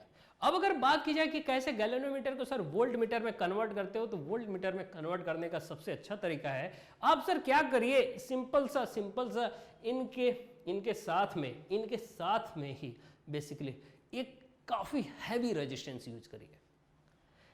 जैसे आपसे डिफरेंस पूछ लिया कि कब गैल्वेनोमीटर को अमीटर में, गैल्वेनोमीटर को वोल्ट मीटर में कन्वर्ट करने पे क्या क्या चेंजेस होते हैं, जब आप यूज करोगे क्या अमीटर बनाने का, तो आप शंट रेजिस्टेंस स्मॉलेस्ट पैरेलल में यूज करोगे, यहाँ पर हैवीएस्ट रेजिस्टेंस का यूज करोगे और वो सीरीज में यूज करोगे। हैवीएस्ट रेजिस्टेंस गैल्वेनोमीटर के सीरीज में क्यों यूज करते हैं? बिकॉज मैं आपसे बोलूं कि देखना, ये मान लो एक कोई पावर पॉइंट है जिसमें हमें पोटेंशियल मेजर करना है कि अगर इधर से करंट आई फ्लो कर रहा है तो इसके अंदर कितना पावर, यानी कि कितना पोटेंशियल का डिफरेंस है इसके अंदर। तो अगर मैं बोलूं कि सर ये कोई रेजिस्टेंस है, इनके अंदर अगर हमें देखना है पोटेंशियल का डिफरेंस, आप वोल्ट मीटर लाते हो, इनके पैरेलल में ला करके लगा देते हो, यहाँ पर लाए आपने एक पैरेलल में लगा दिया, तभी तो इनके बीच में यानी कि पोटेंशियल का डिफरेंस आप देखोगे। अब रही बात कि सर इसे चेक करने का तरीका क्या है, गैल्वेनोमीटर आप लगाओगे, करंट इधर से फ्लो करेगा और एक गैल्वेनोमीटर बर्न कर जाएगा। आप क्या करोगे सर, इसके साथ ही गैल्वेनोमीटर के साथ एक काफी हैवी रेजिस्टेंस लगा दोगे। जैसे ही काफी हैवी रेजिस्टेंस आपने लगाया गैल्वेनोमीटर के साथ में, आप बोलोगे सर ये रेजिस्टेंस काफी हैवी होने की वजह से इधर जो करंट जितना बियर करता था, यानी कि IG बियर कर पाता था, उतना ही अभी भी बियर करेगा और उससे ज़्यादा वैल्यू का करंट फ्लो नहीं करेगा। क्यों? क्योंकि इसके साथ हमने काफ़ी हैवी एक रेजिस्टेंस लगा दिया है। अब रही बात कि सर ये I जो था वो अभी भी I इधर ही फ्लो करेगा, ऊपर की तरफ एक्सेस में नहीं जाएगा, और एक्सेस में नहीं जाएगा तो गैल्वेनोमीटर बर्न नहीं करेगा। ठीक है, तो अब रही बात कि इनके बीच में पोटेंशियल, ये आसानी से उतना ही डिफ्लेक्शन होगा जितना कि IG पर डिफ्लेक्ट होता था। ठीक है, तो आपने देखा सर इसके अलोंग अगर पोटेंशियल का डिफरेंस कितना है, हमने मान लिया V, अगर इसके अलावा पोटेंशियल का डिफरेंस कितना है V, तो आप बोलोगे सर इस गैल्वेनोमीटर के थ्रू, तो गैल्वेनोमीटर प्लस रेजिस्टेंस, यानी कि ये तो टोटल रेजिस्टेंस हो गया, और करंट कितना है IG, तो IG ले लिया आपने, एक साथ लिया आपने। अब अगर हमें बात करनी होती है कि सर उस रेजिस्टेंस की बात करो जो हैवी रेजिस्टेंस था, उसकी वैल्यू कितनी होगी, आप सिंपल सा यहाँ फाइंड कर सकते हो, V upon IG minus of G। देखो आप V upon IG minus of G cross multiply, simple सी बात है, IG बॉटम में आया, G माइनस हो गया, R की वैल्यू आ गई। तो इस तरीके से आपसे पूछता है बात करेंगे हम लोग एम्पियर्स सर्क्यूटल लॉ की। किसकी? Amperes सर्क्यूटल law. काफ़ी इंपॉर्टेंट है, काफ़ी इंपॉर्टेंट, इससे इंपॉर्टेंट पूरे ही टॉपिक में है, बट इसके लेवल के, इससे ज़्यादा इंपॉर्टेंट कुछ नहीं है, क्योंकि एम्पियर सर्क्यूटल लॉ आपसे पूछता है, एक नंबर में ये पूछेगा, बट इस पर बेस्ड जो डेरिवेशन, इसका जो एप्लीकेशन होगा वो काफ़ी इंपॉर्टेंट होगा। बिकॉज मैग्नेटिक फील्ड आपसे पूछ लेता है सोलेनॉइड का, टोरॉइड का, तो वो मैग्नेटिक फील्ड जो आप फाइंड करते हो वो बेस्ड इसी पर होता है। ठीक है, तो कैसे फाइंड करोगे? एम्पियर सर्क्यूटल लॉ क्या होता है ये समझते हैं पहले। एम्पियर सर्क्यूटल लॉ की अगर बात करें तो जैसे हम लोग यूज करते थे गॉस थ्योरम की, याद है इलेक्ट्रिक फील्ड में, वैसे ही यहाँ पर हम लोग यूज करते हैं एम्पियर सर्क्यूटल लॉ की। एम्पियर सर्क्यूटल लॉ के केस में अगर हम बोले ये करंट कैरिंग कंडक्टर है जिसमें करंट कितना फ्लो हो रहा है? I।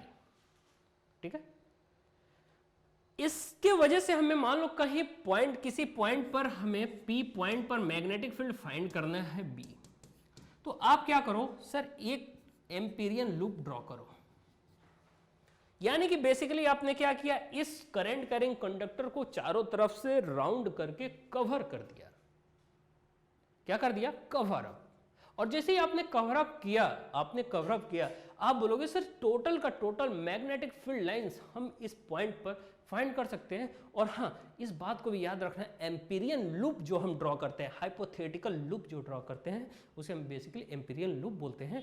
और ये सर्कुलर होना चाहिए। सर्कुलर होने से फायदा क्या होता है कि सर जो हमारा डीएल लेंथ, यानी कि ये जो बेसिकली डीएल लेंथ आप बोल सकते हो स्मॉलेस्ट अगर इसमें से कट करो तो, बट ये टोटल का टोटल एम्पीरियन लूप होता है। और ये डीएल लेंथ और मैग्नेटिक फील्ड जो होता है वो दोनों ही सेम पैरेलल हो जाते हैं। यानी कि किसी भी पॉइंट पर आप देखो, अगर मैं बोलूं सपोज, अगर मैं आपसे बोलूं कि इस पॉइंट पर हमें मैग्नेटिक फील्ड देखना है, तो ये भी मैग्नेटिक फील्ड यहां पर टेंजेंशियल होगा। और हाँ, सर्कुलर लूप जो आपने एम्पीरियन लूप लिया है वो भी टेंजेंशियल। तो दोनों ही पैरेलल हैं, दोनों के बीच में एंगल कितना हो जाएगा? 0। इससे फायदा क्या होगा कि सर जो हमारा एम्पियर सर्क्यूटल लॉ होता है वो क्या होता है? B डॉट DL, यानी कि B that is magnetic field, जो कि आपको फाइंड करना है। DL क्या है? Amperian loop equal to mu naught I। Mu naught I, यहां म्यू नॉट क्या है? Permeability of free space. I क्या है? Current carrying. पूरी तरीके से कवर होना चाहिए। और देखिए यहां पर जो डॉट लगाते हो ना, ये डॉट, जैसे ही दो वेक्टर को डॉट लगाते हो कॉस आता है, cos theta, A B cos theta, तो इनके साथ बी डीएल कॉस थीटा। जब ये बी एक है और दूसरा डीएल है, दोनों के साथ कॉस थीटा, कॉस 0 की वैल्यू 1, आपको कोई टेंशन की जरूरत नहीं होगी। इस वजह से एम्पीरियन लूप को क्या लिया जाता है? Circular form. अब रही बात कि सर ये करंट कैरिंग कंडक्टर था, इसके चारों तरफ मैग्नेटिक फील्ड क्रिएट हो रहा था, हमने एम्पीरियन लूप ड्रॉ किया, मैग्नेटिक फील्ड यहाँ फाइंड करना है, सिंपल सा हम फाइंड कर सकते हैं। आया कहाँ से? सिंपल सा तरीका, B डॉट DL। DL अगर हम बात करें बच्चों, ये पूरा ही कवरअप है और इस DL की वैल्यू क्या होगी? 2 पाई R। R डिस्टेंस पर है तो 2 pi R, B into 2 pi R equal to, आपको अगर हम बोले B की वैल्यू, तो B याद होगा आपको क्या होता है? करंट कैरिंग कंडक्टर से B की वैल्यू क्या होती है? याद है आपको? तो B की वैल्यू क्या बोलोगे आप? म्यू नॉट अपॉन 2, याद करो 2 पाई I बाई R इंटू में क्या है? 2 पाई R, इंटू में 2 पाई R। 2 पाई R से 2 pi R cancel, mu naught I बचा। आप बोलोगे सर B डॉट DL की वैल्यू म्यू नॉट I। मैं आपसे पूछूं कि सर ये 2 पाई R, ये फार्मूला तो अभी हमने बताया था ना, स्ट्रेट करंट कैरिंग कंडक्टर की वजह से अगर R डिस्टेंस पर आपको मैग्नेटिक फील्ड देखना है तो म्यू नॉट अपॉन, ये वही sine phi 1 plus sine phi 2 वाला है वैल्यू। हमने sine phi 1 plus sine phi 2 की वैल्यू ऑलरेडी 2 ले लिया है, 2 से क्रॉस करके यानी कि कैंसिल आउट कर दिया है 2 को, तो हमने डायरेक्ट ये वैल्यू रखा है। ठीक है, कोई डाउट नहीं होना चाहिए। या फिर आप देखिए ध्यान से, ये एम्पीरियन लूप है और ये करंट कैरिंग कंडक्टर है, जो कि बेसिकली यहाँ डॉट से हम रिप्रेजेंट कर रहे हैं। ठीक है, और यहाँ करंट की वैल्यू I है R डिस्टेंस पर। ओके, ये DL लेंथ आपने कट किया है, कोई डाउट नहीं होना चाहिए।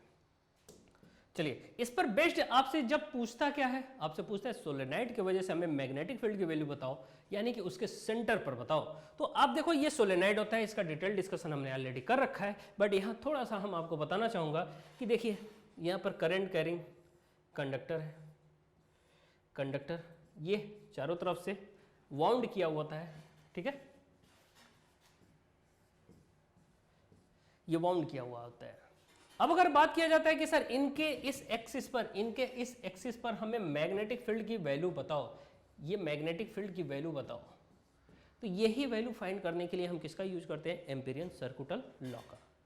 आपसे पूछा जाए कि सर यहां पर एक एम्पीरियन लूप जो ड्रॉ करते हो वो आप देखते हो रेक्टेंगल फॉर्म में होता है। किस फॉर्म में, रेक्टेंगल फॉर्म में। यहां सर्कुलर फॉर्म नहीं लिया जाता है बिकॉज ये सिलेंड्रिकल है। तो यहां पर अगर आप देखते हो तो मैग्नेटिक फील्ड इधर की तरफ बेसिकली बनती है, और यहां पर अगर मैं आपसे पूछूं, देखिएगा यहां पर एक आपने लूप ड्रॉ किया, एम्पीरियन लूप, इस तरीके से आपको देखने को मिला यहां पर P है, यहां Q है, यहां पर हमने मान लिया R, यहां पर हमने मान लिया S, और इसकी लेंथ हमने मान लिया A। तो ये डेरिवेशन भी हमने आपको ऑलरेडी बता रखा है। आप देखिए बोर्ड बूस्टर का प्रोग्राम आपने अगर लिया है उसके अंदर ये डेरिवेशन काफ़ी अच्छे से हमने बताया है। आपसे मैं पूछूं कि सर यहाँ पर मैग्नेटिक फील्ड होता है, बिल्कुल ये कुछ इस तरीके से मैग्नेटिक फील्ड फॉर्म हो रहे होते हैं, ठीक है, ये मैग्नेटिक फील्ड की डायरेक्शन होती है, ये बिल्कुल अंदर की तरफ बिल्कुल फॉर्म होता है बेटा, ये अंदर की तरफ ही होता है, ठीक है, और ये फाइनली इस तरीके से क्लोज लूप फॉर्म कर रहे होते हैं, इस तरीके से, ठीक है, इस तरीके से ये क्लोज लूप फॉर्म कर रहे होते हैं। इनकी वैल्यू फाइनली B = μ0 आता है। मैं आपसे पूछूं कि आउटवर्ड सेक्शन में, यानी कि यहां पर मैग्नेटिक फील्ड की वैल्यू होगी 0, यहां पर आउटवर्ड में मैग्नेटिक फील्ड की वैल्यू 0 होती है, केवल और केवल अंदर की तरफ देखते हैं, बिकॉज यहां पर देखो आप गैप मिल रहा है ना, आपको क्या मिल रहा है, गैप, और गैप की वजह से कोई मैग्नेटिक फील्ड नहीं होता है। N क्या है यहां पर, मैं पूछूं N क्या है सर, तो N क्या बोलते हो, number of turns in unit length, number of turn in unit length. Current I कौन सा है, जो सिंगल करंट फ्लो कर रहा है, ठीक है, सिंगल करंट फ्लो कर रहा है। चलिए थोड़ी सी बात और करेंगे टोरॉयड की। टोरॉयड के केस में उस सोलेनॉइड को आप क्या करते हो, सर्कुलर फॉर्म में रोटेट कर देते हो, सर्कुलर फॉर्म में रोटेट किया आपने, सर्कुलर फॉर्म में आपने रोटेट किया, फिर आपने देखा इस वायर को आपने करंट तो फ्लो किया आपने, अब ये वायर ऐसे आपने इनके ऊपर वाउंड किया है। ये बेसिकली अगर मैं बोलूँ कुछ इस तरीके से, मान लो सर्कुलर शेप का बॉडी है, ठीक है, इस बॉडी के ऊपर अगर मैं आपसे बोलूँ ये वाउंडिंग है, ठीक है, ये वाउंड किया जाता है, इसे टोरॉयड बोलते हैं। यहां से करंट सपोज ऊपर जा रहा है, यहां से करंट आउटवर्ड आ जाएगा। तो फिर यहां पर अगर हमें मैग्नेटिक फील्ड देखना हो तो कहां कहां पर हमें एम्पीरियन लूप ड्रॉ करना पड़ेगा। एक तो हम देखेंगे सर इसके अंदर की तरफ, यहां पर कोई करंट है नहीं, मैग्नेटिक फील्ड की वैल्यू 0 हो जाएगी, बिकॉज एम्पीरियन लूप क्या बोलता है, एम्पीरियन लॉ के अकॉर्डिंग B.dl = μ0I, तो I0 की वैल्यू यहां पर 0 हो जाता है सेंटर पे। अब अगर हम बात करें सर एक और लूप ड्रॉ करो, कहां पर, हम इस सेक्शन के अंदर हम देखना चाहते हैं मैग्नेटिक फील्ड, तो इनके अंदर हमने लूप ड्रॉ किया, लूप ड्रॉ किया तो आपने देखा कि सर ये जो करंट अंदर की तरफ जा रहा है, ये जो करंट अंदर की तरफ जा रहा है, ठीक है, तो ये करंट अंदर की तरफ जो जा रहा है, ये करंट तो आपको मिल जाएगा ना टोटल, तो यहां पर आपको करंट मिल जाता है, ठीक है। तो आपने क्या देखा कि यहां पर करंट जैसे ही आपको मिलती है वैल्यू, आपको I0 तो खैर टोटल करंट है, इसका भी डिटेल बातें हमने कर रखी है, तो यहाँ पर जो टोटल करंट मिलता है, यानी कि यहाँ पर इस सेक्शन के अंदर आपको मैग्नेटिक फील्ड मिलता है।